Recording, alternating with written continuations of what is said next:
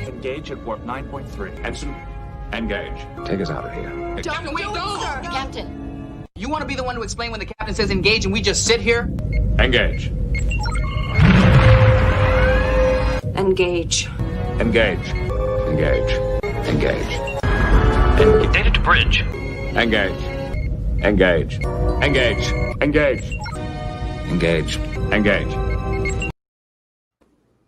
All right, welcome to the Engaged Truth Show. I'm Caleb Harrelson, your host today, and I'm so excited you guys are joining us today on the Engaged Truth YouTube channel or on the Engaged Apologetics Facebook page. And guys, tonight we have a very special episode as we have joining with me today my friend Mike Kolesar, and I just have the utmost respect for you, Mike, and your ministry, Frictionless Families. And I'm so excited to have you on with us today as we're going to be talking about godly fathers, and this is such an important issue. This is a unique episode. Is a lot of episodes these past couple months we've been doing very focused apologetic wise on making the biblical case that Genesis is true, that God's word is true, and responding to objections. But I think this is very important cultural issue that we are in right now, as we have really, I could say, a biblical apologetic and maybe a cultural apologetic responding to a narrative that would seek to undermine the role of the father in the family and ultimately how important that is for our nation. But Mike, I just want to give you a couple minutes to just tell us about yourself, your family, and your ministry. Just tell us all the good stuff. Oh, well, hey, I'm thrilled to be here. Thank you so much. And we feel the same way about your guys' ministry. So it's a blessing. So thank you. Just a little bit about me. My background is I've been a licensed minister, worked as a college and career pastor for a while, met my wife while we were doing that, teaching a college and career Sunday school class. And she was one of the students. So I was fraternizing with the students, wound up marrying her. And wound up getting into IT. So I taught myself computer programming. So for $49.95, I carved out a 20-year career in IT. But about 6 years ago, really started feeling like, you know what, we need to get out of this because this is a dead end sort of thing for my soul. And every day is just kind of like, I'm like, I feel like I want to be able to do more with my life than this. And so we started saving up money and stuff like that, knowing that God was going to move us. And eventually here 3 years ago, we said, hey, let's take the plunge. And I quit Lockheed Martin. And we went in and we started Frictionless Families. And one of the things we did is we've got all boys. So I've got Michael, Lucas, and Chase. One's in college. And then my other two boys are 14 and 13. 13 and 12, excuse me. It's always changing. Right. Right. It's been a real interesting endeavor because each one of the kids is completely different than the other ones. So Michael's super intellectual, super logical. Lucas is extremely creative, just not cut from the average bolt of fabric that a typical boy's cut from.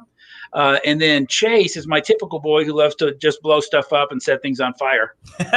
And so I've got one of those. I've got an artiste, and then I've got an intellectual. And so it's been a challenge. Every single kid's been the same. It's kind of like God gave me 3 different Rubik's Cubes. Oh, that's awesome.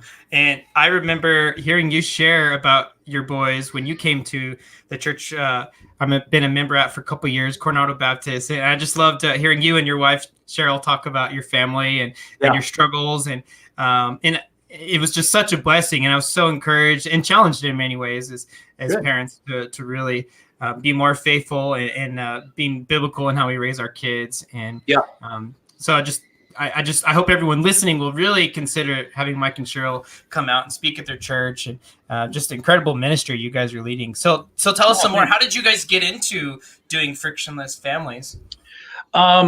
We were in Austin, moved out here because I was working remote 100%. And so we had the option to live any place we wanted in the country.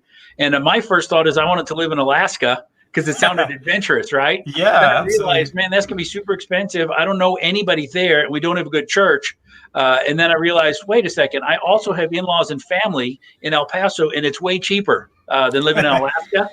So we moved out to El Paso here because cost of living is good. I love the desert Southwest.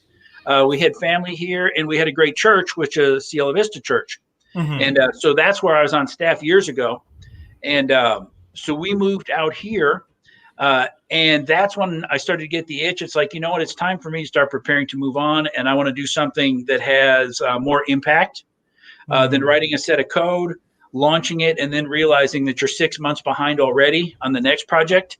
And you're behind the 8 ball before you even started. And knowing that once that project's done, you're already 6 months behind on your next project. And eventually, to me, it turned into kind of a soul crushing experience. And I think that's part of the thing that God says it's time to move. When something that you once loved is now something that it's like, man, this is killing me on the inside. It's killing me in my spirit, killing me in my everything across the line.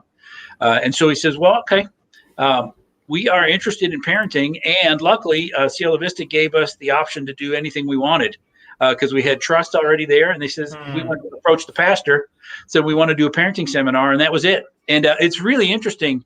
That parenting seminar you saw was all written in one weekend by a campfire in New Mexico with me drinking just insane amounts of coffee for 2 solid days and just mapping out. And I basically asked the question, it says, now that I have kids and I've made a ton of mistakes, what do I wish I'd known before I started? And so the whole heart behind our ministry is we want to help people stay out of the deep weeds. So there are tons of qualified, awesome professionals where if you have a kid who's in the deep weeds, they are a perfect fit for that. What we want to do is see if we can maximize the number of people who never get into the deep weeds. And so by setting up some systems, doing some thinking beforehand, deciding what types of mistakes you want to make in advance, and doing all that stuff while your children are little, hopefully you never wind up in the deep weeds. And that's really the heart of our ministry. We just want to help parents with some stuff that you can use, big picture stuff that has a huge impact. Yeah, that's awesome, especially the proactive approach. Because I think so often we see people, parents particularly, have a very reactive approach, go, well, how did we get to this point? And like you said, there are many people who are helping others walk through that. But we need to start planning now. I mean, of course, what's that proverb that says, when's the best time to plant a tree? 20 years ago? When's the second best time today? That's good. And we can get paralyzed by the mistakes we have made as parents. Certainly, I know I've been there where you're like, man, but I really appreciate your vulnerability there. Like, hey, you know what? God's calling us to move forward in his grace and be faithful today. So let's talk about some of these issues. Particularly, we want to get to this issue on fatherhood, godly fatherhood, and why it matters so much, and really the fallout when we don't see that in culture. We see things of different narratives they're really trying to undermine it through saying we want to disrupt the nuclear Western prescribed family. You see different organizations saying, well, this is the solution to our society's problems, is maybe to just throw off everything that we have held as valuable. I'm not so sure that we want to go that route.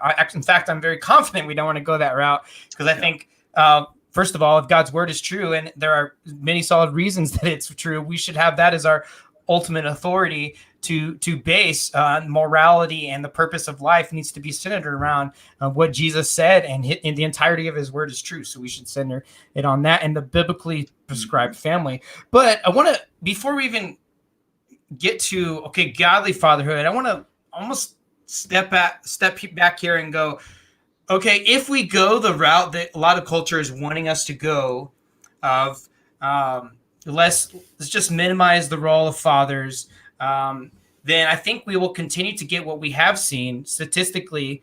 It seems like fatherlessness has been on the rise. Would you agree with that? Yeah, absolutely. It's the rise is extremely disturbing. And in some societies, in some portions of culture, you've got 50, 60, 70% fatherlessness. It's a disaster for any society. or any segment of a society. When the higher fatherless goes up, and I'm going to, in one of the talks that we do on boys, it's a new talk. I'm trying to remember the statistics so I don't misquote it. But for every 1% increase in fatherlessness in a given community, you get a 3% increase in violent crime. Not petty crime, not petty theft, right? Not vandalism, a 3% increase in violent crime. So if you have a 10% increase in fatherlessness, you get a 30% increase in crime. Wow. If you have a 50% increase in fatherlessness, you're looking at a 150% increase in violent crime, rape, murder, assault, that type of stuff. Wow. So fatherlessness is a tremendous burden and a tremendous detriment to any country or any society or any city. Yeah. Wow, man. That is amazing hearing that. It's very eye-opening. Yeah.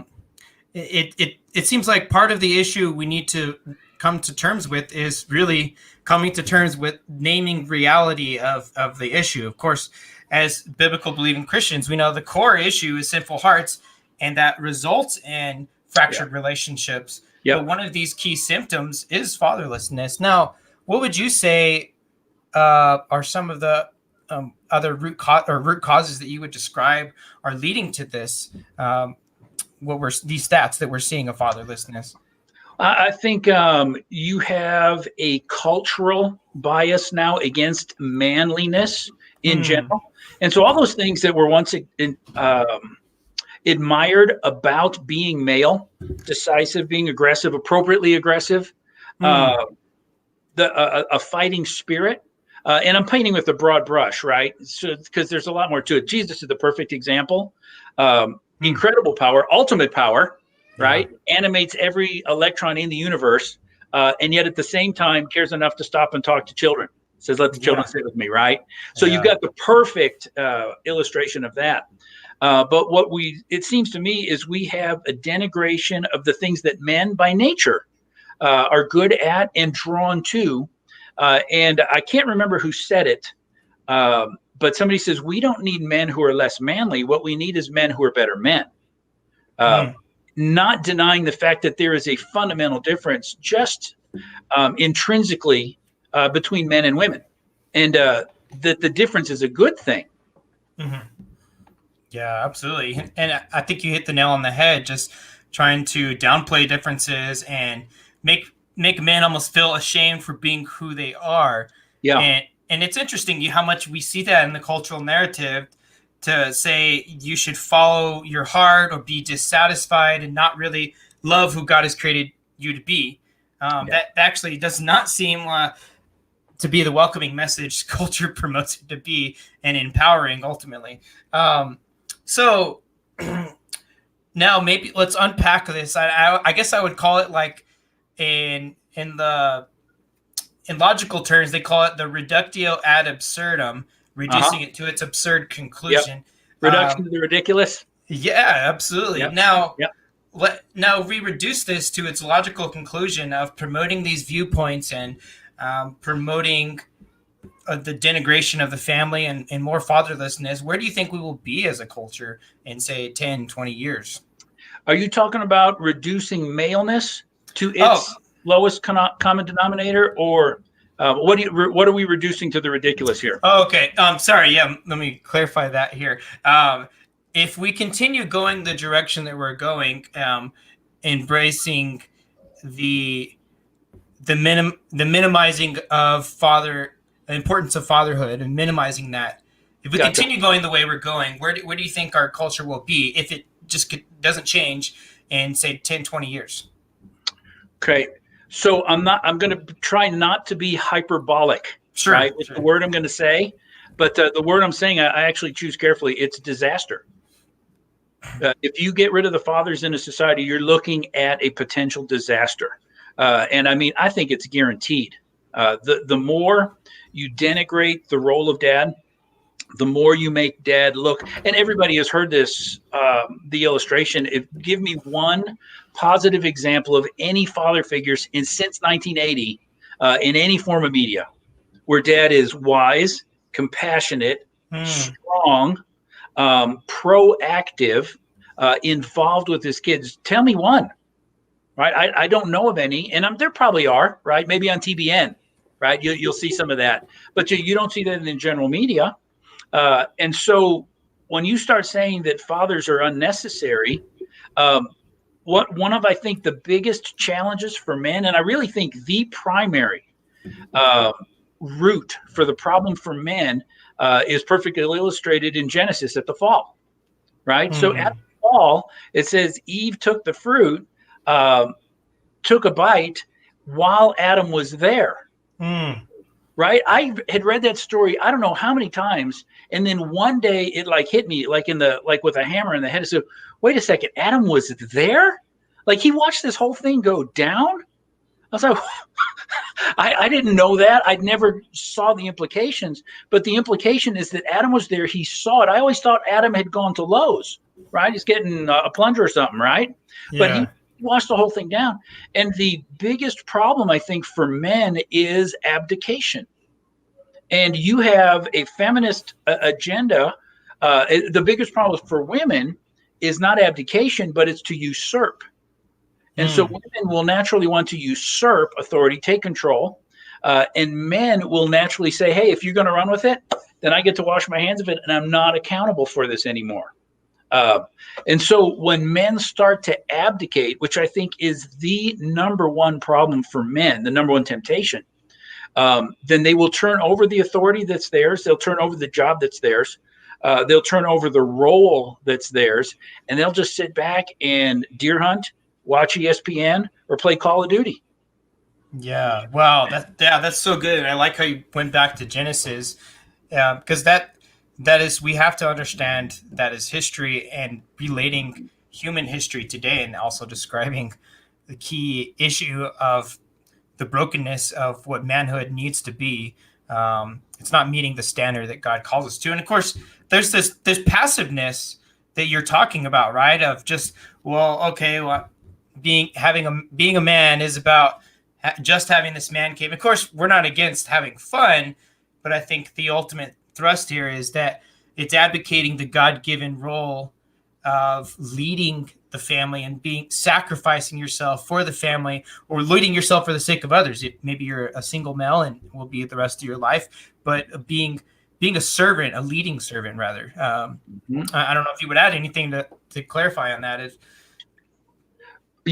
I think every guy wants to have a man cave, right? But if the man cave turns into a place of retreat as opposed to a place of refreshment, I think that you have taken that thing, which is a good thing, and you've turned it into something that's negative. It's going to be bad for your family. Yeah. Well, while we're kind of related to that, the man cave ends up being a place where a lot of men indulge in pornography. And I think, would you say that that's connected with fatherlessness? I mean, I know people who had a great father have also been involved with pornography too, but is there a higher statistic with those that struggle on, say, relationship there? Or? Boy, I don't know if there's a higher relationship with it. I mean, I've seen numbers as high as only 3% of men have not been involved with pornography. Wow. So I've seen that through Vinny Carafano here, local guy. He wrote some papers. I got some of his materials, and that's part of his research. And so that struggle is pretty much universal. Sure. And of course, the deeper you get into that, the more you're going to wind up with profound problems, not only in terms of relationally with your wife, but there's physiological aspects of that happen. And one of the on our talk on gaming, we reference a study that was done where they took neurologists, they took CAT scans of brains of gaming addicts and heroin addicts. And so they did CAT scans of both, and then they showed those to the neurologist, and they said, hey, can you tell the difference between the gaming addict and the heroin addict? And the neurologist could not tell. But the thing is, the reason I'm bringing that up is that pornography is even stronger in terms of the implications for the frontal cortex, myelination impairment, the nucleus accumbens, the parts of the brain that gives you the willpower to make changes, and that whole dopamine feedback loop that most people know about now. It's even worse, stronger with pornography than it is with gaming. And but just to be clear on that whole gaming thing and the neurological impacts, we're not talking about the kid who gets 30 minutes a day or an hour or 2 hours on Saturday. You're talking about the kid who's doing this 15 hours a day. Just want to make sure not to overstate that. Some kids play. Wow. Some kids do that. Wow. Yeah, we are definitely in a unique point in history. Of course, with the coronavirus, I'm sure gaming has been up a lot more. Yeah, as well. I think Newsweek, who was it? I can't remember what they says, but they're saying that screen time's up 500%. Wow. Because there's just nothing for kids to do. And most parents don't take their kids outside. We're super worried about our kid being abducted, even though statistically it is safer now than it's ever been. Really? Yeah. I think El Paso might be a slightly different story. And I've talked to a lot of Border Patrol guys, and they're very, very leery about letting their kids play around in the front yard and stuff like that. But in general, across the United States, it is safer now for kids to be out and about than it was in the 70s and the 80s. But we're hyper vigilant to the point where that idea of being a helicopter mom is now viewed as a good thing, but what in reality, it's not a good thing. So, and to unpack that more, this helicopter parent, it's more this fear of them getting injured, but then it ends up smothering them, and then they don't really have the confidence to take risk anymore, right? Yeah. Wouldn't let a kid walk 2 blocks to go to 7-Eleven and get a Slurpee for fear that they're going to get abducted, right? Won't let them walk to the store and won't let them play in the front yard. We know people who won't let their kids play outside, not even in a backyard that's fenced off. Wow. Yeah. So we come across with that. I'm like, that's not a good idea because part of being a man is knowing how to throw a football and how to catch one. Right. And how to catch a baseball and how to throw a Frisbee. There are some physical aspects that if you go out and all the kids are playing and you have never thrown or caught anything, and you're going to do that once because you're going to look really uncomfortable and uncoordinated. And in fact, I noticed that with my boys. So 2 summers ago, we did 100 for 100, which was a little thing I made because I realized my kids could not throw or catch. And I've got boys.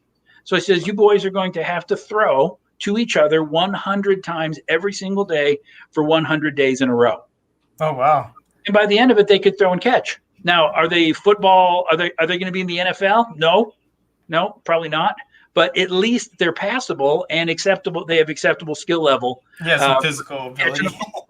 Right. And I mean, how emasculating is it if all these guys are sitting around throwing a football and you can't do it?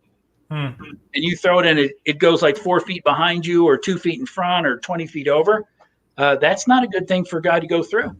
And as parents, as dads, that's part of our job. Get your kid ready for that stuff. Yeah, being active. I remember you talking about one of your seminars, an idea of something you do like at least once a year with your boys. I don't know. I can't remember what you called it, but I really liked it. Men's Adventure Weekend. Yeah. That's awesome. Yeah. So you can ask any one of my boys, well, what Adventure Weekend is it's harder, by the way, as they get older. When they're little, it's super easy.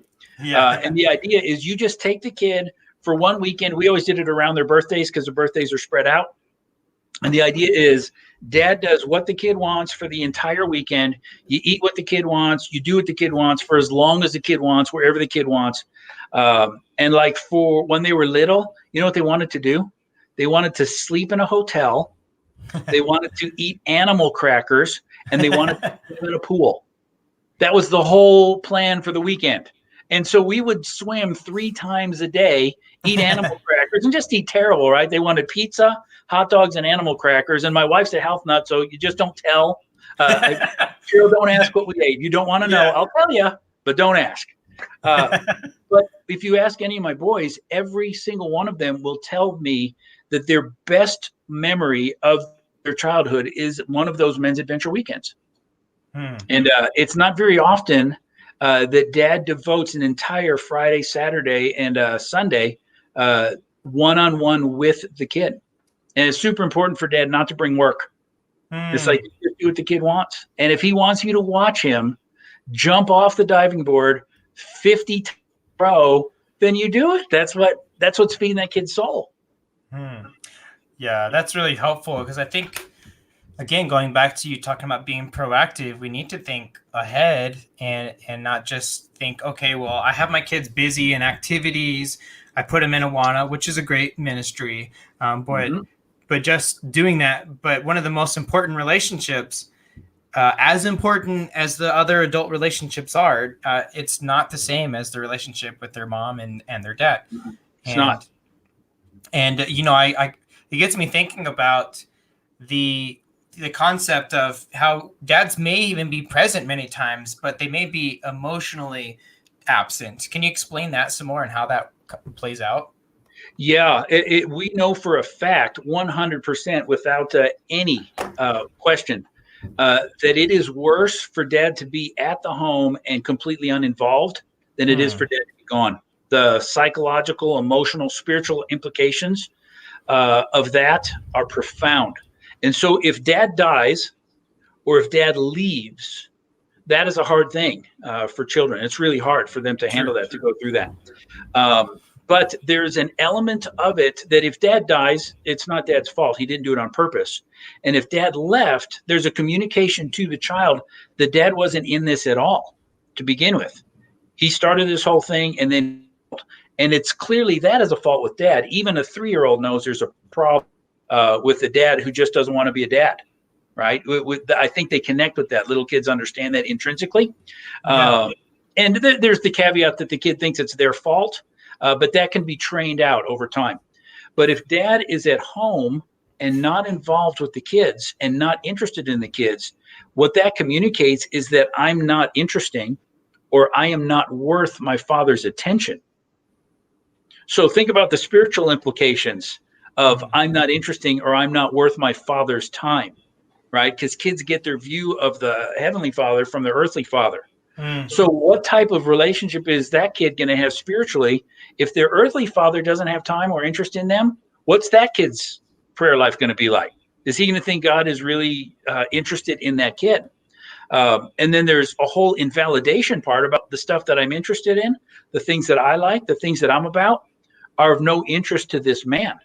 But dad has so much influence in a child's life that to be uninteresting or uninvolved in that person, that's like a dagger through the heart that they have to live with every single day, as opposed to a reminder of a dad who left.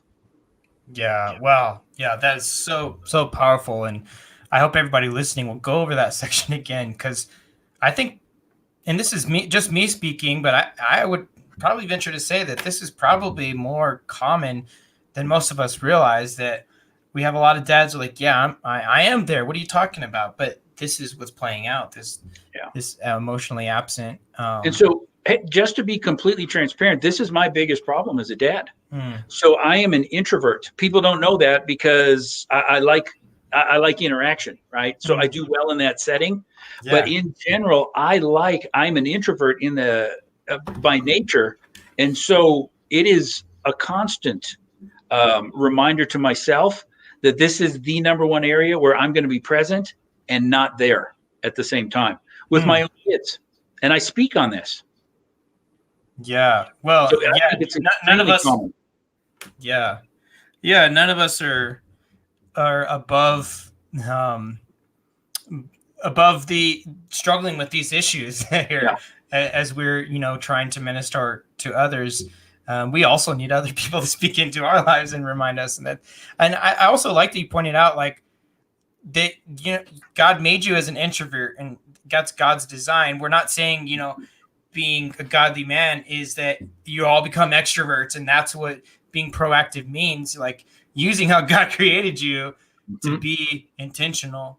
Now, I think about different ways that it has affected our culture at large when we decide to be passive. And going back to that, I particularly think of the issue related to, say, abortion, and that my understanding, is that a lot of men they're one of the leading influences for, say, their wife or girlfriend to have an abortion. Is that right? That is something I have heard. I can't cite any stats on that, but I can definitely imagine it totally fits with the idea of abdication. It's like, whoa, I just fathered this kid. I'm not even into the girl, right? I'm not into the woman. I'm not into marriage. I'm not into any type of responsibility. So it totally fits that biblical narrative, but I can't cite any stats on that. Sorry about that. Yeah, no, it's all good. And I have heard related to that, different friends who work with ministry to help moms have their needs met, who are try to persuade them to keep the baby or give it up for adoption. But I have heard that as a common theme, that many men are really pressuring their girlfriend. And I bring that up because I think that's related to, like, if you put intimacy before commitment, really what scripture talks about, you're being a son of Adam instead of being in Christ. Like of Adam, it'd be like you were saying, advocating responsibility, being passive, not taking charge or responsibility for what is in front of you or for your actions. And so you're being a son of Adam at that point. Of course, God calls you to repent from that and lead. And it is a tough calling, raising a kids as raising children, as we've been saying. Jesus calls men to love their wives as Christ has loved the church, which is a high calling. Because I know there's a pushback. A lot of times I hear about, okay, well, biblical manhood is that saying men are more valuable than women and women are a little lower? No, I don't think that's the case. But maybe you want to unpack that some more, because there's an older feminism that would say women just want to be treated equal, but there's also a newer feminism that's kind of like you're saying about usurping, or saying we're this seems to be more about not resting in a, the uniqueness of each of our genders, which I don't think God created us men and women both in the image of God and equal. So maybe you want to unpack some more of the issue of the newer feminism here. Yeah, this is my take on it. That older brand of feminism, I'm partially on board with. Sure. I think I saw this in my grandparents. I saw this somewhat in my own parents, that there was a cultural thing that women being the weaker sex meant dumber, right? Or weaker as in of no value. Well, that's not biblical in the slightest, right? That is an affront to one half of all of God's creation, right? To say that they're dumber, good grief, my wife is a genius. Yeah, very intelligent. When it comes to the intellectual, when it comes to the interpersonal stuff, she's a genius. She will pick up on the slightest little nuanced turn of a phrase of one of my kids and go, Mike, I think there's something going on with, and then you name that kid's name. I wouldn't have seen it in a million years. And so how she does it, I don't know. But because I'm not an idiot, I go, oh, she's awesome at this, and I am not. So I will her, and I will always take that under advisement and go give a good strong. So as far as the feminism goes, I think that there's a huge problem when feminism turns there's no difference or denies the difference. That is also an affront to creation, because God created men. He created them male and female. Why? Well, because there was a different design. You wouldn't need male and female if they were both the same, right? There's a difference between a car and a motorcycle. There's a difference between an airplane and a helicopter. They do the same thing, right? They get you from one place to the other, but they work fundamentally different. And the laws that go along with getting from one place to the other are different for both of those types of vehicles, right? I'm not sure if this is a good analogy, but as far as men and women go, I was an elementary school teacher, and I can tell you this, I taught pre-kinder. I also taught pre-kinder to kids who spoke no English. So my ability to interact and to mold the behavior of those kids was virtually nothing. All I could do was teach them music, because I was a music teacher, right?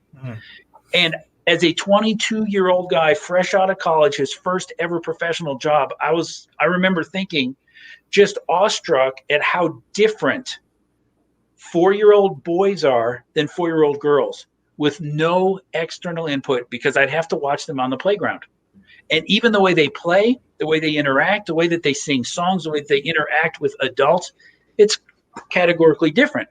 And so when you have a brand of feminism that says that there's no difference between male and female, and that everything about being male is bad, and that we'd be better off if everybody was like a female, no, you would not. You would create an entirely new set of problems.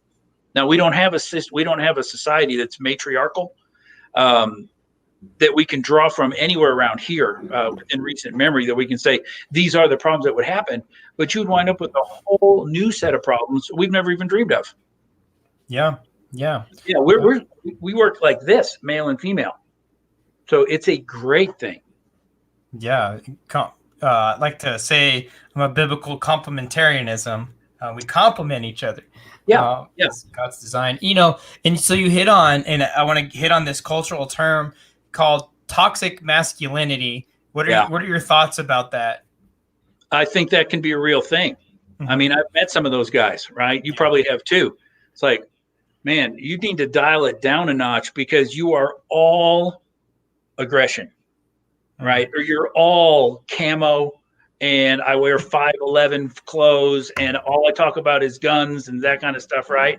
And there is an entirely different that's not going to speak to the heart of a 3-year-old girl or a 5-year-old boy or an 11-year-old boy who just got beat up by 3 kids. And he tried to defend himself and he got bopped in the nose, got bloody nose, and overcome with fear, right? Code black is what they would call those guys, those military guys. And that's a whole nother skill set that dad has to have. He needs to show the kids this is what a jab is. This is how you throw it. This is how you block it. And he also needs to show this is how you hug so that it's not weird, right? And so like my boys are 12, 13. I still hug them and kiss them on the top of their head, but it's different now than it was when they were little. But that's a skill set that guys got to know. You got to know how to, because one of my kids responds to that physical affirmation. One of my kids, he could take her live. It doesn't do anything for him, right? Yeah. But the other kid, that really speaks to his soul that my dad just gave me a hug and a little kiss on the top of the head. And then I always punch him in the stomach right after that. Right? So you give it thing so that it's not too, and it kind of keeps the whole thing not weird, but at the same time, I've expressed physical affection. And so that toxic masculinity can really be a real thing. And I think that the guys who gravitate towards it's all macho, men don't show feelings thing, that there's probably a real deep heart wound in there, and that they're still trying to prove stuff to themselves and to the world that they have what it takes, that I'm a man. There's probably something really tragic that happened at one point. Yeah, it seems like that is the case a lot of times when you able to see more of the backstory there. And I like bringing back even what you said earlier of who's the utmost example of a godly man. Well, God taking on flesh in the second person of the Trinity, Jesus. Come, let the children come to me. He was comforting. Jesus wept, but he was also very righteously angry when he needed to be. He drove those guys out of the temple. He did not mince words when he was talking to the Pharisees. You brood of vipers. Like, whoo, it's a good phrase. Brood of vipers. I like that. There's this other podcast I've listened to some called Provoked with Apologia Church in Arizona. And I like that concept because sometimes we think of people ever being challenged or provoked. It's almost always in our culture, like maybe even with what I've almost heard coined evangelism, where we try to soften the hard truth of the gospel, and like Jesus being direct and provoking maybe the religious leaders. But there is the biblical Jesus who is direct and who stands against anything that would minimize the holiness of God and God's love for truth and justice. And I think some people have applied that evangelism to men, like, no, this is the most loving thing. Well, love tells the truth. Of course, we want to tell the love speak the love speak the truth in a loving way to others as well. So, the men I typically gravitate towards, I would much rather go to coffee with a guy who's a bit on the edgy side. And it's like, I'm not quite sure what he's going to say, and I'm not sure I'm going to like it personally. But at least I know what the guy thinks. I like that in a guy where he is. And now, naturally, this is also my tendency. And so I will offend in that same way. So I'm gravitating towards guys that are like me. But it is harder for me to respect a man who is so afraid to actually say what he thinks because he's afraid he might hurt somebody's feelings. Well, I can disagree with you. I will bet you anything. If we spend enough time talking, you're going to disagree on something that I agree with. That doesn't mean we can't be friends, and I can't enjoy the coffee. Sure. I like the evangelism. That's such a great phrase. I'm going to steal that. I'm going to start using that too, because I think that is part of that whole feminist argument. Is that's what they're trying to create is evangelist men. Yep. Yeah. Absolutely. That are just wishy-washy across the board, and it's like that's not what men are, right? That's not their character, right? Yeah. Wild at heart. That's a great picture, right? Aldrich did a great job of pointing that out. Yeah, absolutely. So we laid out there's this huge issue in our culture of fatherlessness, sinful hearts, and rebellion against the Creator. We see lawlessness in our country right now, and I'm sure we could connect both of those issues of sinful hearts. There's a lot of godly fathers that need to be speaking into people's lives and discipling them. Now, what would you say practically? Like how as a church and as a nation, how can we move forward in discipling the next generation to have for men now, if they're fathers, to be godly fathers and raise godly men as well? Okay. So if the primary problem, and I believe that it is, comes out of Genesis 3, which is abdication, the opposite of abdication is going to be intentionality. Right. So that's the diametric opposite. And that's the challenge for men. And George Barna wrote an amazing book. And let me go grab it. I'm just going to show it. It's the best parenting book I've ever seen. Yeah. Yeah. That's awesome.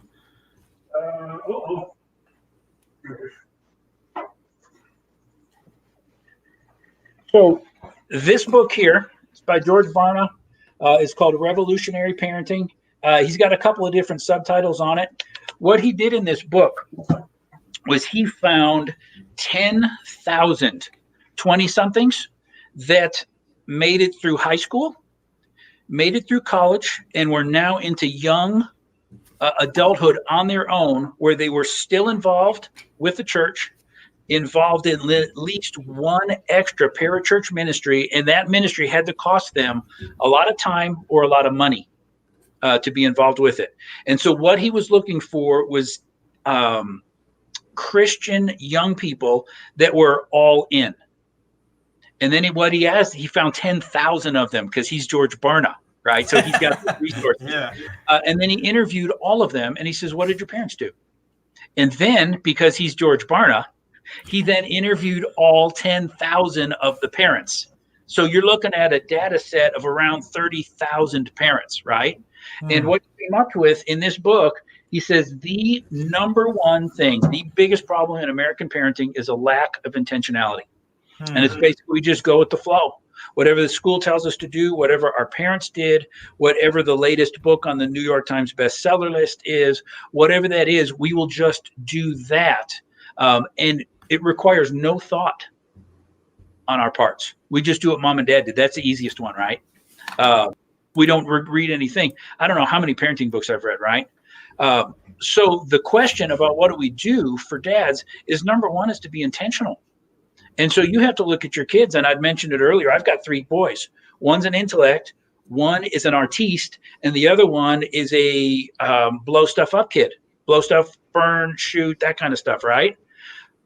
I have to have a plan of where they are, what they need to be in the future for all 3 of them, right? The end results should look pretty similar, but the path is not going to be the same. I can't raise my artist kid the same way as I can with the intellectual as I did with the guy who loves to blow stuff up, right? There's a very different path that I have to get through. That's intentional. Yeah. I have to be intentional and figure out, first off, what does that end goal look like? Because if you don't know what you're aiming at, you're not going to hit anything, right? Or whatever that phrase is. If you don't know what you're aiming at, it doesn't matter what you do, right? Absolutely. So you have to do the soul searching. What type of man do I want to create? And what type of woman do I want to create? That's what dads have to do. Then they have to come up with a plan to do that. And the hard part is, part of that abdication is that the people that raised these extraordinary kids that Barna talks about, they looked at parenting as their primary job. Most parents look at it as an ancillary add-on to their lives. I'm a this, and I'm a this, and I fit parenting in.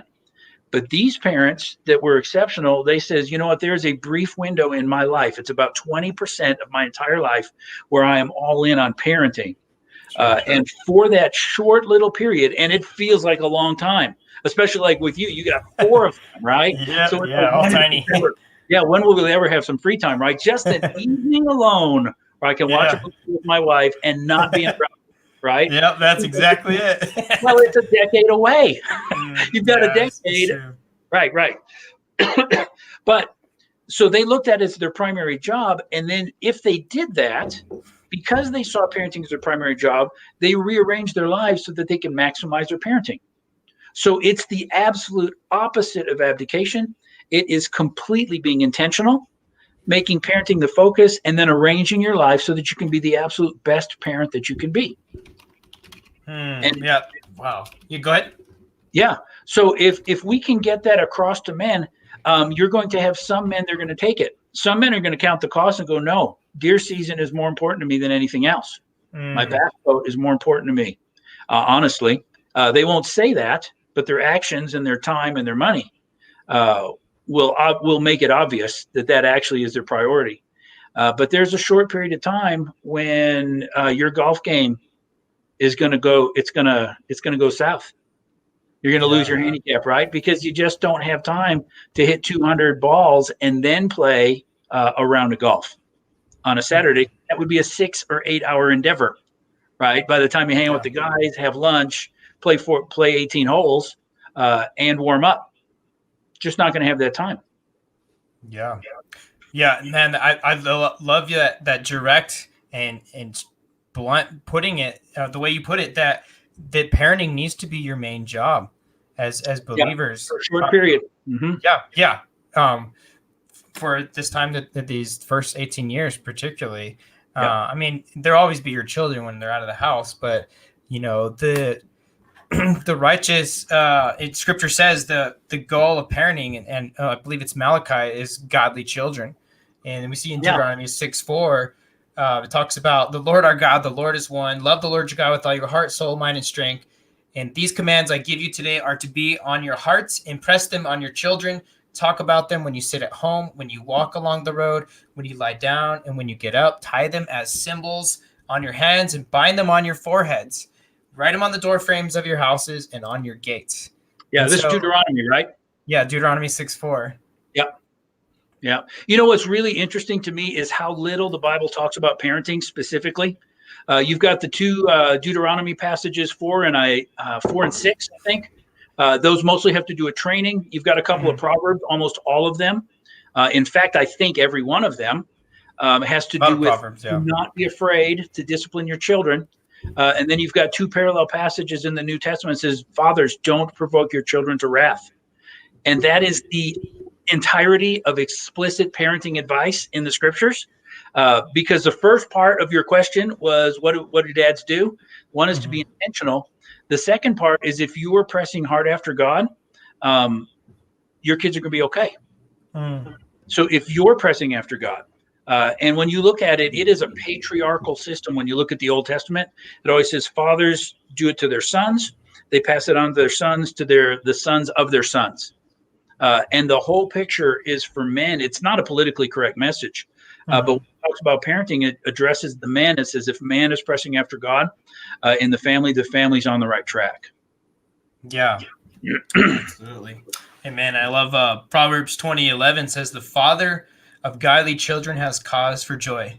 Love that. Mhm. Love that verse, and reminds Yeah. us of these truths. And there's actually to your greater joy and pleasure that you will have godly children. I know sometimes we settle for lesser joys of, like you were saying, doing things what we want compared to what your family and your children ultimately need. But I love that. I think John Piper made this statement famous of God is glorified in us when we are most satisfied in Him. Yeah. And Yeah. really, coming the key part of the gospel is that we get God, and that's the joy and delight of now and eternity. And so, pursuing God and then pouring into and discipling our children is such a joy and pleasure. Now, I want to hit on, as we're kind of wrapping up, what a great conversation is. Now, there may be some listening going, well, I didn't have a godly father, or there may be others listening going, well, I have they're coming from a single parent household, and they're like, well, what do I do? Like, how can I be faithful? How can the church come alongside and help those that are in either one of those situations or some variation of it? Okay. That's almost two questions, maybe three, right? Because the first question is, what if you had no example? Second question is, what about single moms? And the third one is, what does the church do? Right. So let's see if we can do all three of those real quick. So the first one is, what does the dad do that didn't have a good example? If any of you lacks wisdom, ask to God, and God will give it to you, right? So if you honestly said, Lord, what do I do with my kids? I didn't have a good father. I didn't have a good example. Lord, will you please show me what to do? And I will do it. Man, God's going to answer that question.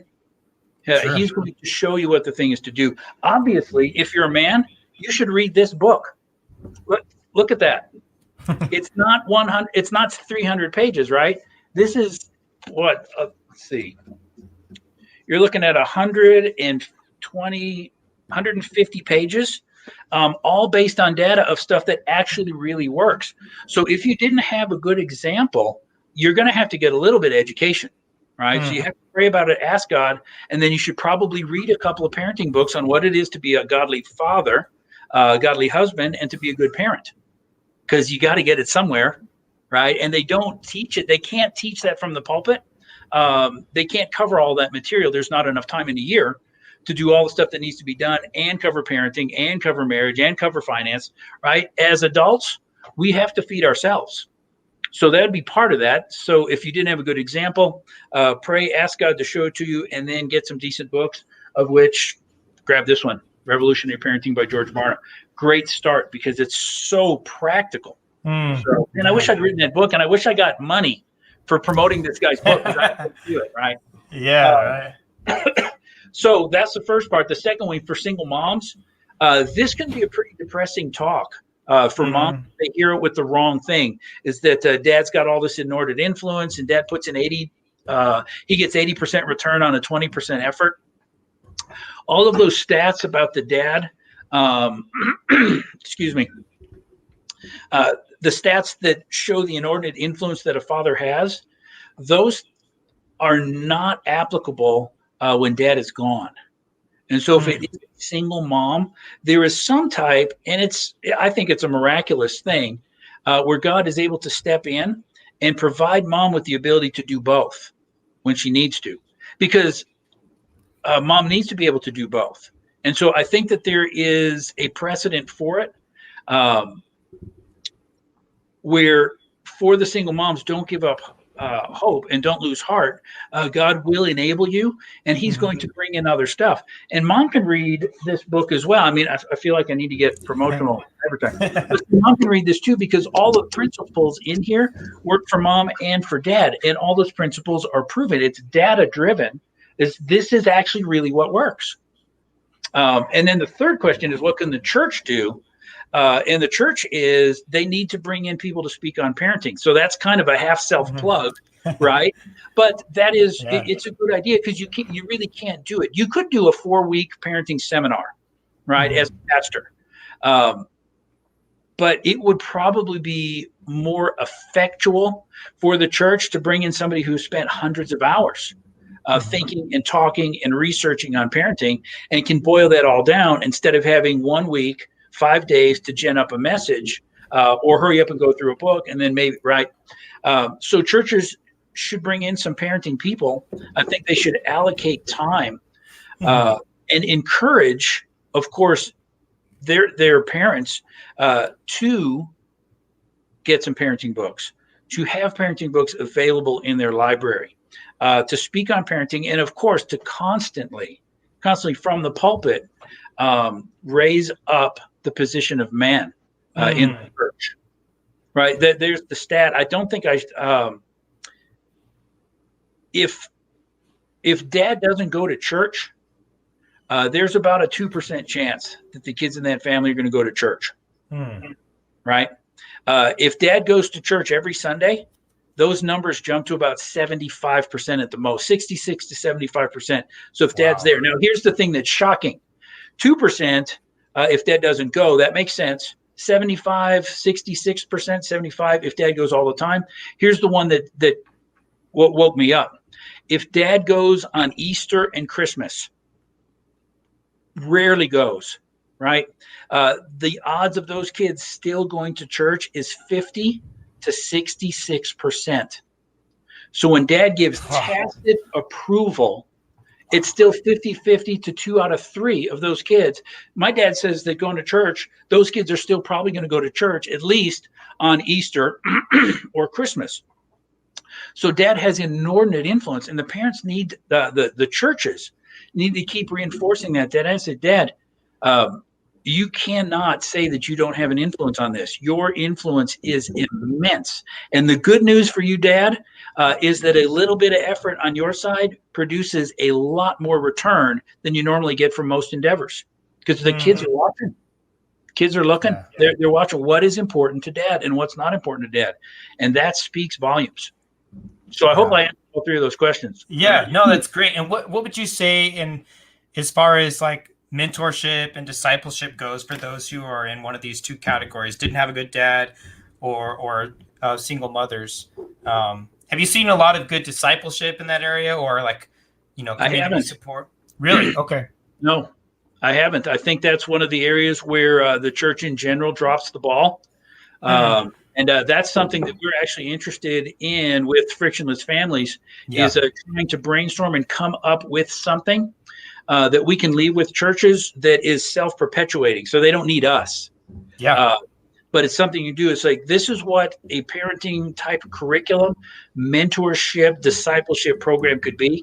And that's something that we're working through and we're thinking about right now. Because that's awesome. Yeah, I don't see much example of that.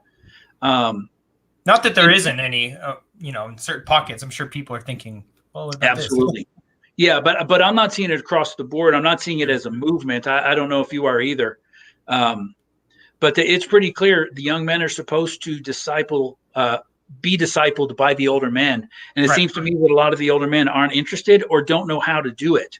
And that the churches aren't really drawing that bridge. And I see that with the ladies too, where the older women are like, man, I do not want to mess with Twitter and getting text all the time. Right. It's like, I just don't want to mess with that. And that's what your millennials are looking at. And so I think there's kind of a disconnect now, and some of it's tech based. Yeah, it's to me at my age, it is bizarre that you would text somebody who's sitting in the room next to you. Yeah, but it's normal now. Right. So I think as old people, we need to be a little bit more flexible. Gray hairs is what somebody once called me that as a compliment. I was very upset. He says, it's good to have a gray hair around.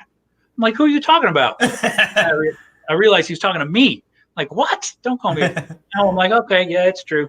Means you're wise. Yeah, I'll take it. I'm going to take it. Yeah. Well, I'm so glad you brought that up. And I'm excited to see what the Lord does through you and Cheryl and coming gears with this idea, because I think this is a need. And I mean, particularly now with COVID, there's the people may be really connected and or at least virtually connected, but there's something to be said, a lot to be said about intentional relationships in close proximity to others, and particularly those who need the extra help and the encouragement and discipleship. it's a difficult time raising children by yourself, and it shouldn't be completely by yourself. The church should be supporting each other and carrying each other's burdens, and we got to do better in that area. One of the things I think that the gray hairs in the church could do, and one of the things that we talk about when I talk about do the father's talk, is that the discipleship is really on dad. He's the one who's going to be held accountable for that. And in general, for most of those guys that raised the barn of great kids, it almost always happened over dinner. So that was a universal theme, is that the training, the discipleship, the mentoring that goes on within a family that's led by dad usually happens over dinner, right? And they talked about how dinner was sacred for a lot of these families. Yeah. That could easily translate in a church to where you just start peppering those people with salt and pepper hair, right? And you just start planting seeds. It's like, look for a couple that's got a couple of young kids. And once a month or once a quarter, you have that couple over, and you make a long-term investment over 3-5 years to have those over every 3 months for breakfast, for lunch, after church on a Sunday. And I will bet you that would be a very easy entryway to start developing that within a church. Yeah, that's so helpful. And I think what you were saying earlier about, well, I'm not sure I see this on a large scale. I think a lot of it probably is because, we tend to get in our cliques of people just like us, and then there's a lot of people who fall on the wayside. And so going back to what you're saying, we have to be intentional about seeking out those that the Lord would call us to invest our lives in. It is an investment, for sure. But when Jesus says, die to yourself, take up your cross and follow him. And there's so much joy in being satisfied and following the Lord and walking in his will ultimately. Well, Mike, this has just been such a blessing. I know for me, and I know all the viewers and those who will catch it on the podcast later. You guys can find us on Engage Apologetics Facebook, Engage Truth YouTube, and it'll be up on our Spotify and Apple podcasts, the Engage Truth podcast, once I catch up with all my past episodes. But just in closing, just if you could just remind everyone where they can find you, and how can churches book you or find some of your talks on the website and download those as well. Yep. There's our website is Frictionless Families. So FRICTIONLESS families.com. That's the heart of our ministry. We're just trying to figure out, what can parents do, some simple low-hanging fruit to reduce the friction in their lives, and whether it's marriage, whether it's discipline, whether it's raising kids, just a little bit of intentionality can go a long way. And so frictionlessfamilies.com, and you can get our DVDs there. Not DVDs, gray hair. That's gray hair talking, right? So you can download videos that are hosted on YouTube, and then we can get booked through that as well on the Contact Us page. Oh, awesome. Well, and I hope everyone listening will tell their church leaders, invite Mike and Cheryl to come out and speak for a weekend or whatever works best for them. And do you just stay in El Paso, or do you go other places? No, we've been all over. So great. What we do is we will tailor it to whatever works. So we have some people who want to do Friday night and then a Saturday. Some people want to do an all-day Saturday type marathon. Some people want to do Friday, Saturday, and then you speak on Sunday. We'll do whatever is best for that body, because we really want to help that church for where they are, and with the perfect amount of material and the right type for them. So we've got I bet we have about 12 hours of spoken material that they can choose from. Yeah. Well, praise God. Thank you so much for your ministry, Mike. Yeah. And I know Cheryl's probably watching now or later. Just thank you guys for your service and equipping the saints and the church. What a blessing that is. And I hope you guys will check out their website and go talk to your church leaders and invite them out to come to your church. I think it's a worthy investment of your time. And I remember all the dads and parents there when you guys came to Coronado Baptist were like, man, this is exactly what we needed. I remember Francis Schaeffer, a famous apologist and theologian, for many years. He's written many books. You can look him up. He said one of the greatest apologetics in the church is the way we love each other. And I think that is so true. And the way we love our children, the way we love our wives, that is one of the strongest apologetics. Obviously, I'll be doing future episodes on many other issues, reliability of the Bible, but we need to be leading as men in our families, in our church, and pointing people to Christ and pointing them to the truth. So thank you so much, Mike. What a blessing this has been. And I hope everyone will share this episode as far and wide as they possibly can. Thanks for watching. You bet. Thank you.